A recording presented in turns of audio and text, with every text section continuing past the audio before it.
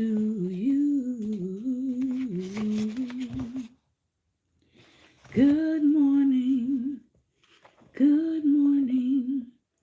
Won't you share with a friend or two? Good morning to you. You.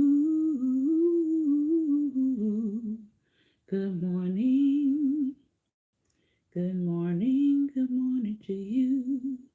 You.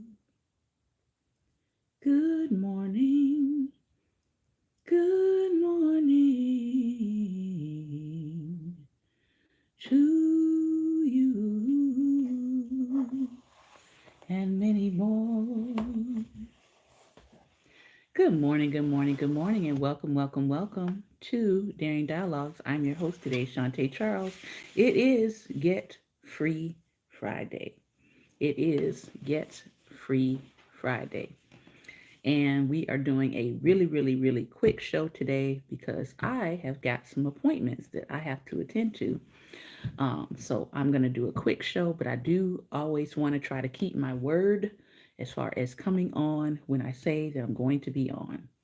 So let's start out today just with our devotional reading, Daily Motivations for African American Success by Dennis Kimbrough. And really, these points of success can be applied to anyone if you are looking to better yourself and better your life.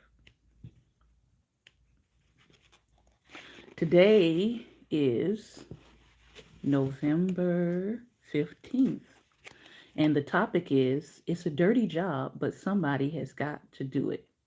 This quote comes from Lou Rawls, and he says, Sooner or later, we've got to polish ourselves up. We've got to let the sun or let the shine come through. Sooner or later, we've got to polish ourselves up. We've got to let the shine come through.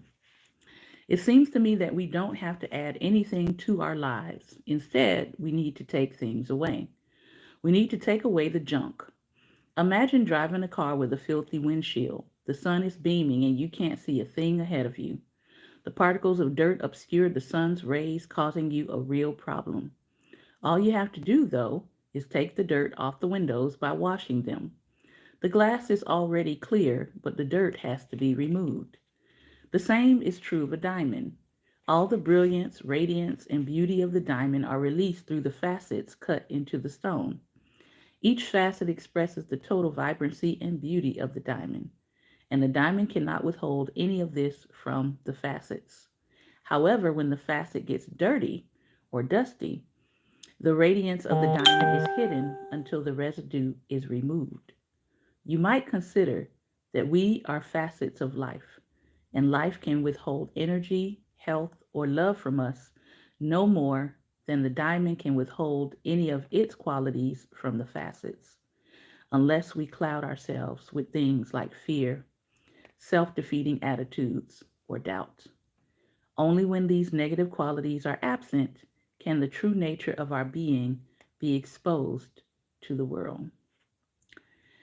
And the assessment or the affirmation today is I will allow my vibrancy to show by removing the junk and dirt, negative habits, and negative thinking in my life. I think that is a really good lesson for us on today. The second book I want to bring your attention to is something that I come to from time to time, and it is called See Your Way to Mindfulness. It is a set of images and quotes and photographs that deal with principles of mindfulness and um, getting you to look at life or look at things a little bit differently. So, the quote that I was looking at this morning is a quote by Vincent van Gogh, and it says this: It is looking at things for a long time that ripens you and gives you a deeper understanding. And next to it, it has an image of a Sunflower. I want to encourage you to take a moment today and look at that image. I'm going to bring it over to my IG in just a moment, but I'm giving my YouTubers an opportunity to look at it. What do you notice about this sunflower? Sometimes we don't, even in our everyday life, some of us don't stop, take an opportunity to stop and just look at things or observe things more deeply. I try to make a habit of doing that at least 2 or 3 times a week, where if I see flowers, I actually stop, whether it's, a set of flowers or a row of landscape flowers wherever I am when I'm doing errands. But I actually get out of my car, go over to the flowers, and actually look at them. It's my way of taking a moment to just pause and to focus on something other than the tasks at hand. Um, it's helpful for me because it lets me know that there are other things in this life that exist outside of what I have to get done, right? Or whatever errands I have to run or whatever appointments I have to keep. Sometimes just taking a moment for yourself during the day. So I know a lot of people feel like, man, I'm just running, running, running, running, running, and I don't have the moment to just stop. But you have to, um, I would say, create the moments within the moments. So even if I'm running an errand, if I see something of beauty, I do try to take the time out to stop and observe it and look at it more closely. And if I have more than 30 seconds, I pop out my phone, especially if it's something really beautiful like a plant or a tree, and I'll pop out my phone and I'll take a picture of it. Right now, I know where we are on the East Coast, um, the leaves are changing, right? Things are falling off the trees very quickly, but the leaves are changing. So you can get a lot of nice fall captures just with the leaves themselves changing, the way the leaves fall on the ground. And so, you might be walking and you see this whole bed of golden leaves, right underneath a tree. Very nice, very picturesque. If you have time, take a picture of it. I know for my husband, his thing is sunrises because he tends to get up way earlier than I do, um, to see the sunrise. And so he will stand. We have a great view of the sun rising out of one of our windows. And so he'll stand at that window and wait for the sun to rise, and he will capture, that first light coming up. And he's got some beautiful sunrise pictures. I put a couple of them up on our page occasionally, but that's his thing. That's his moment of taking a minute to recognize something outside of yourself and capturing that moment of beauty. Some people love sunsets, right? They wait for the sun to go down and they want to capture that perfect blend of colors that's always different, always new, always changing.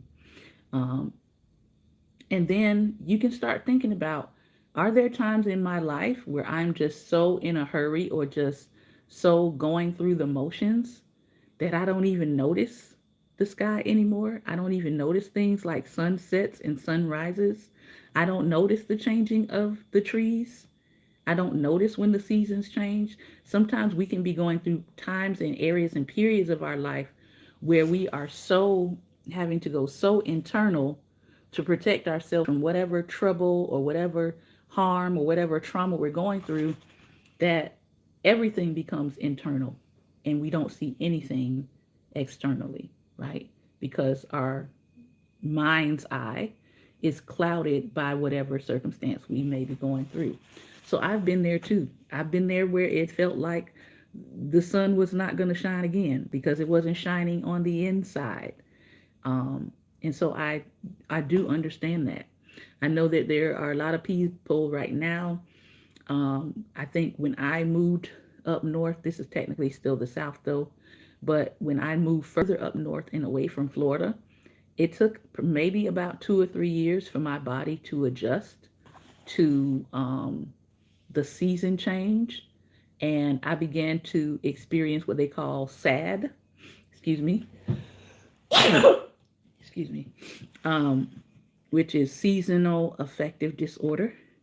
Um, that's a real thing. And so I began to experience that. But I would say maybe in the last 2 years, I've been able to get past that feeling. And so, yeah, around this time, people do tend to struggle when the seasons change, when it gets darker outside earlier, all of those things. So, I want to encourage you to just take note of your body today as well. Take note of how things are making you feel on the inside. All right. All right. So, I hope I said something that was helpful today. I want to thank you for your time and attention. And this has been another episode of Daring Dialogues. I am going to have a little bit of a talk back on Instagram. So if you want to join me there, you want to share your feelings around taking time, stopping for yourself, smelling the roses, looking for the sunrise and the sunset, we'll be on Instagram. The handle is at Daring Dialogues. Remember, light is the most daring opposition to darkness, so continue to go out and be light.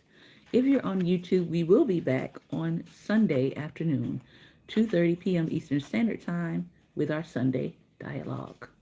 We'll see you then. Be well and be light.